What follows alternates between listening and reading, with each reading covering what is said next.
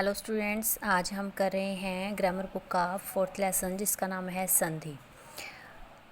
संधि का अर्थ क्या होता है? संधि का जो शाब्दिक अर्थ है वो होता है जोड़ना या मेल करना। ठीक है, दो शब्दों को आपस में जोड़कर एक नया शब्द बना देना जो इन दोनों से अलग ही जो अर्थ है देता है उसको हम क्या कहते हैं? संधि कहते हैं। और इसकी जो डेफिनेशन है वो ग्रामर के अनुसार है, दो वर्णों के मेल से जो परिवर्तन होता है उसे संधि कहते हैं। ठीक है, उसके बाद है हमारे पास कि संधि विच्छेद क्या होता है। ठीक है, तो देखो यहाँ पर हमने इन दोनों को जोड़ दिया है तो ये क्या बन गई? हमारे पास संधि है।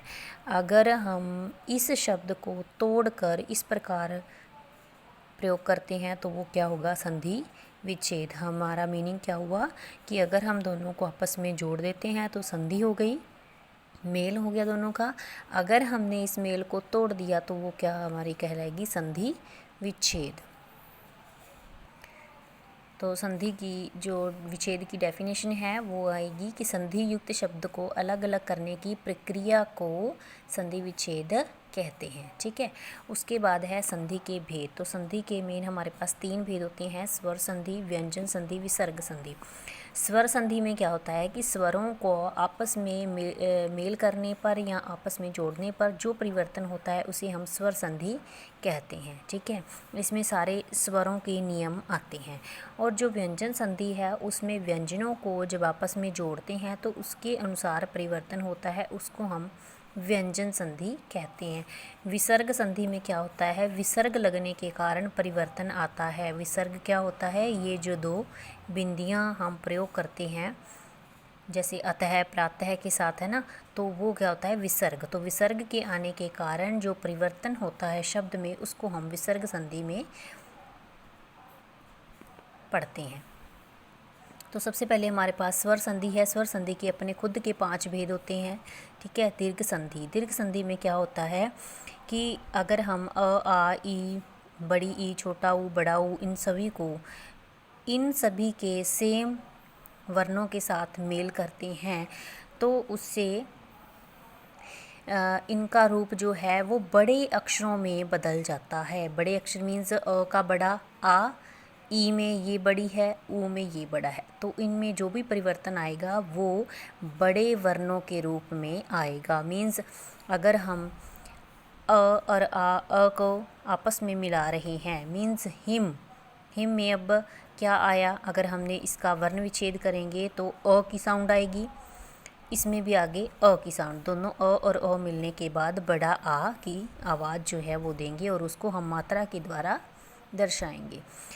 एक बात और बच्चों, अगर आपको संधि सीखनी है सबसे पहले आपको संधि सीखने से पहले वर्ण विच्छेद करना जरूर आना चाहिए, क्योंकि वर्ण विच्छेद अगर हमें नहीं आता तो उसके बिना हम संधि नहीं कर सकते।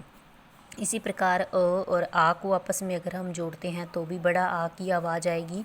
जैसे यहाँ पर अ आया, देव, अ की आवाज़ आई।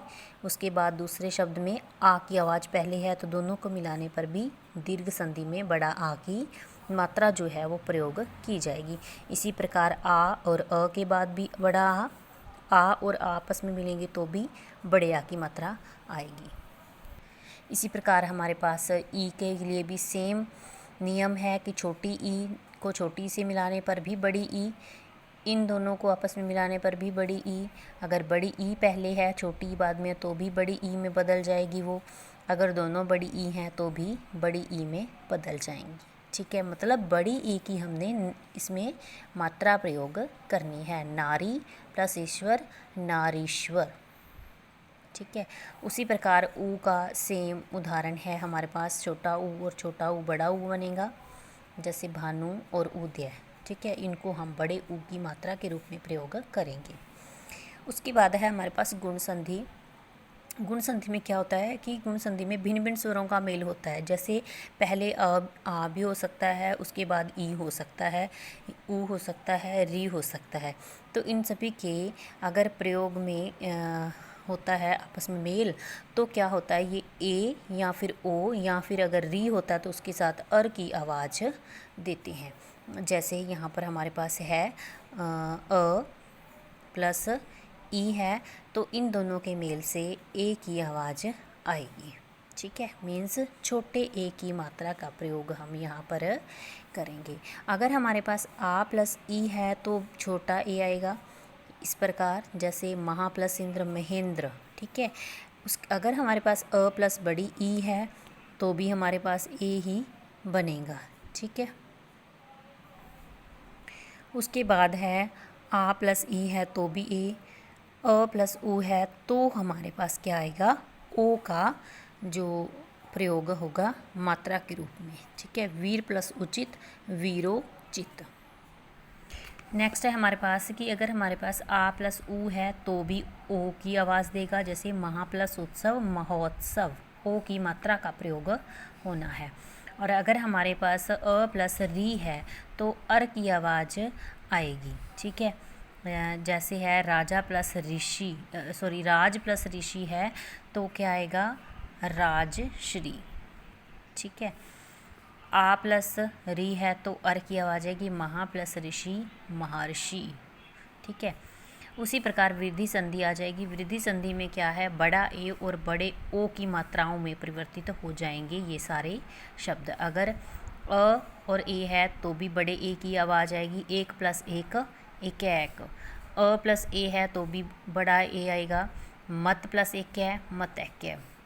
उसी प्रकार आ प्लस ए अ प्लस ओ के कारण क्या होगा, बड़े ओ की आवाज़ आएगी, जैसे दंत प्लस टोस्ट दंतोष्ट, वन प्लस औषधि वनौषधि, महा प्लस ओजस्वी महोजस्वी, महा प्लस औषध महोषध।